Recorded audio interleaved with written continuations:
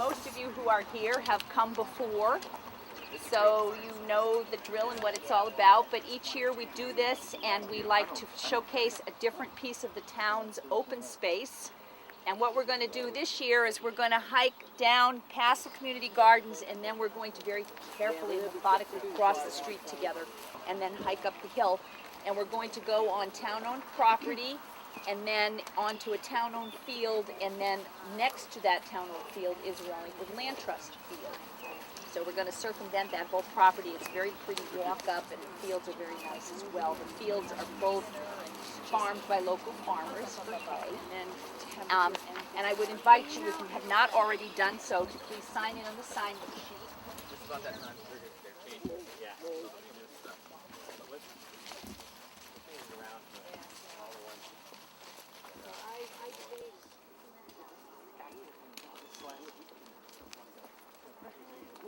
The rule for all the farm fields in town is you can walk on them, but you have to use a perimeter. Then you can tell friends and family that you can walk on them, but you have to stick to the edge with respect to the hay.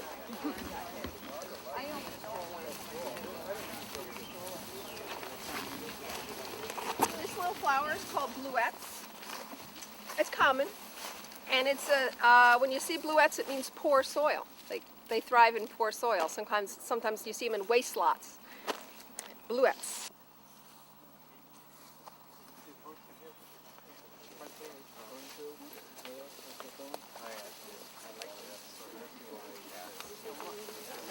This is barberry, and this is autumn olive. Autumn olive, I believe, comes from Russia. Russian olive does. I believe autumn olive does too. Barberry, I know there's Japanese barberry. So it probably comes from Japan. Anyway, these two, and the reason they're probably right here is because two reasons. One is the field was disturbed so that the woodland species got cultivated away, but then the sun came in.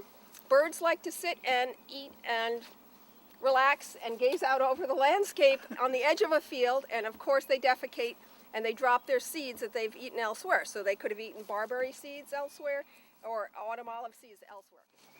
This is classic woodland species is the wood thrush, which is singing here. It's a thrush, it's in the thrush family related to the robin, or the mockingbird, or the catbird. These are all thrushes. Yep. Yes. And not only is the wood thrush song beautiful, you could just sit and listen to it forever, but they've done studies on it, and it repeats 250 times before it repeats. They have variations. And people at Cornell Ornithological Laboratory study it, and they've analyzed it.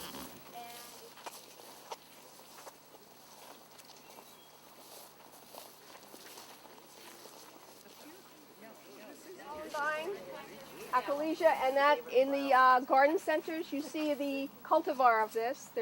They've bred them to be more showy. Also, they took the one that grows out native out in Colorado, and they bred that. You can buy that and put that in your garden. They get real high, and the bloom is bigger on them. And different colors, all the different colors. Does everyone see it? It's really a lovely, lovely plant. I want everyone to see it. The red and yellow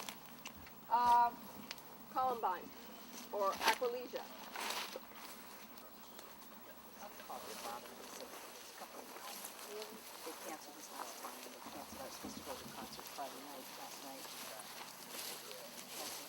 This is a honeysuckle. I would bet this is an invasive.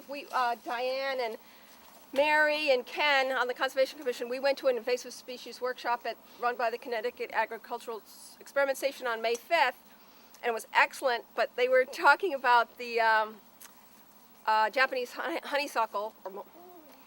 There's 24 honeysuckles that you will find in the woods or in the fields in Connecticut.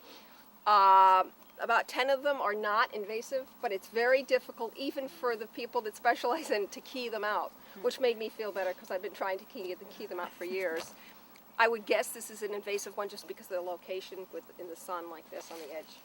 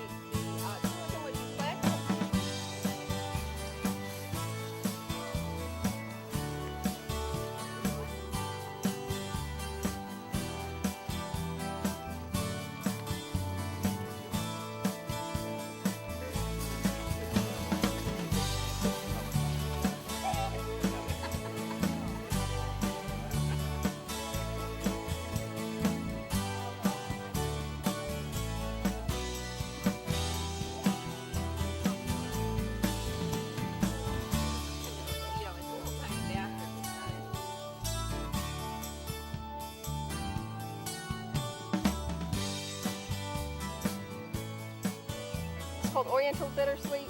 There is an American bittersweet, but it's uncommon. So most of the bittersweet you see is going to be Oriental bittersweet. These are the light orange and dark orange seeds, and they're called bracts, the little edges. And you'll see people collect it for Thanksgiving, put it on the table. It's very pretty, but it's quite invasive and quite vigorous, and it'll kill. It literally grows up trees and strangles them.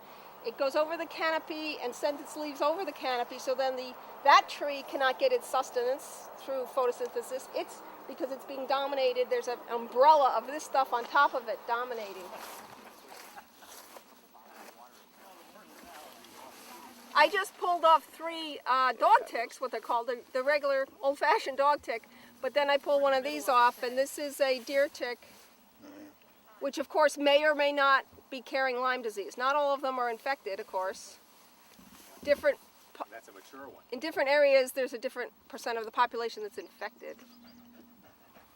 Yeah.